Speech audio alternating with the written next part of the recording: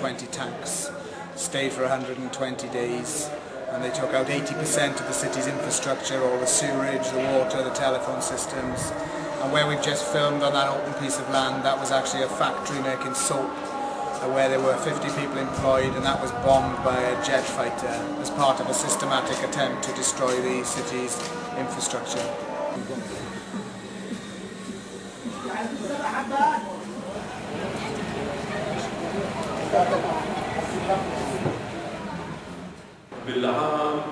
بعام 2000 سبتمبر 2000 اللي كان يفوت على إسرائيل يدخلوا ويشتغلوا ويستفيدوا ويوصلوا على إسرائيل حوالي 200 من 230 ل 250 ألف عام. The number of workers who used to work till September 2000 were nearly 230 to 250,000 people. لما أولت المناطق بدي أعطيكم رقم اللي هو أعلى رقم من 2000 لل 2009 أعلى رقم اللي بيشتغل في إسرائيل بشكل قانوني 18,000 عامل، وبشكل غير قانوني التقديرات بين 7 ل 10,000. وهذا يعني العدد يعني انتم تعرفوا بنحكي انه بيشتغلوا بدون قانون، يعني بدون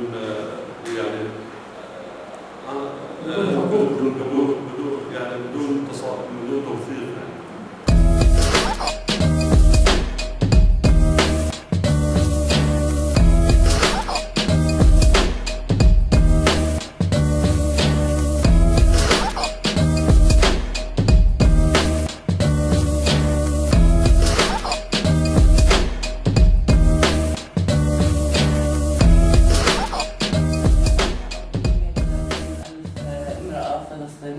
من الضفة وغزة والشتات، لأن هذا الاتحاد بغطي المرأة الفلسطينية أينما وجدت.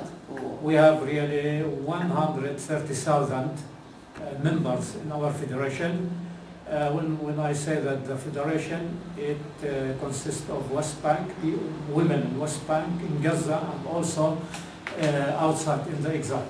ولأنه إحنا حالة فلسطينية فريدة من نوعها بالعالم، بنعاني من احتلال وبنفس الوقت نبني دولة، فصفى المفروض نوازن بين الموضوعين، الموضوع السياسية والتحديات اللي بيعاني منها المجتمع ككل والمرأة خصوصا، والتحديات الاجتماعية في مجتمع ذكوري. لسه بدنا نناضل كثير حتى نقدر نوصل للمساواة. طبعا هاي الحواجز صح أثرت على المجتمع النابلسي كله، بس أثرت على المرأة النابلسية أكثر، لأن في القرى وفي المخيمات ما في مراكز صحية. كثير من النساء اللي أجهضت أو ولدت على الحواجز لأنه جيش الاحتلال ما كان يسمح لها تدخل لمدينة نابلس. It was very difficult for us to continue to visit these villages, camps, to continue our program because of the checkpoints.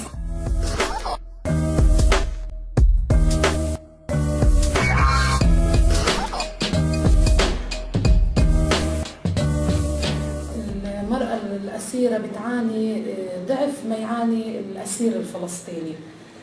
أول شيء الحرمان من الزيارة، وخاصة إذا كانت أمه عندها أطفال، حرمان من الزيارة. الظروف اللي بتعاني منها الأسيرات، أوضاع الأسر بتختلف كثير كمان عن الأسرى الشباب. القوانين الطارئة اللي بتحاكم فيها إسرائيل المرأة، في عندهم قانون الطوارئ اللي هي بتاخذ على القضية ضعف ما ياخذ الشاب الأسير، هذا قانون طوارئ. وكانت لما تتوجه الأسيرة للولادة يمنعوا أي حدا يرافقها من أسرتها كامل، كانت تمر بحالة الولادة وهي مكبلة بالحديد.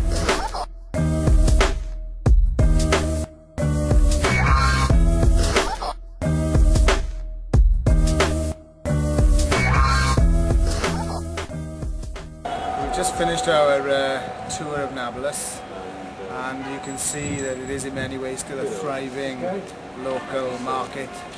What you can't really see from the film, but if you look up over my shoulder to the hills, is that like most big Palestinian cities, all the hills have settlements on them.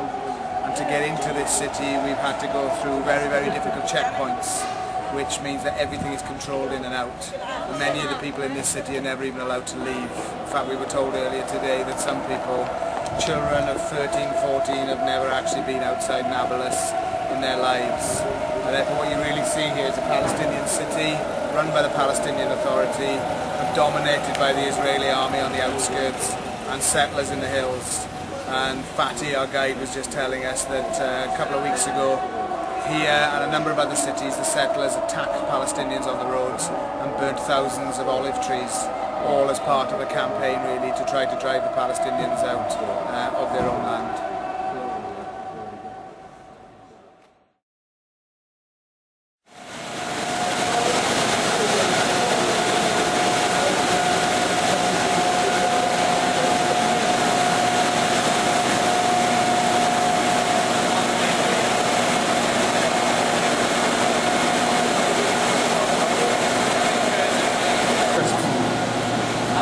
It's your birthday, Carl.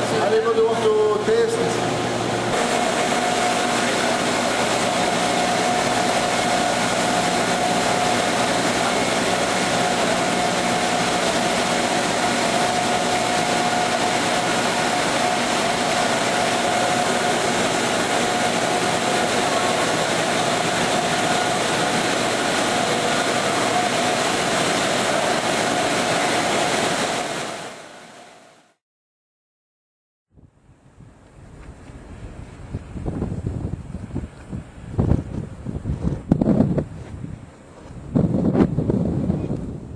The reaction of the delegation to seeing Yad Vashem was one of absolute shock and horror. I think we all found it a profoundly moving experience.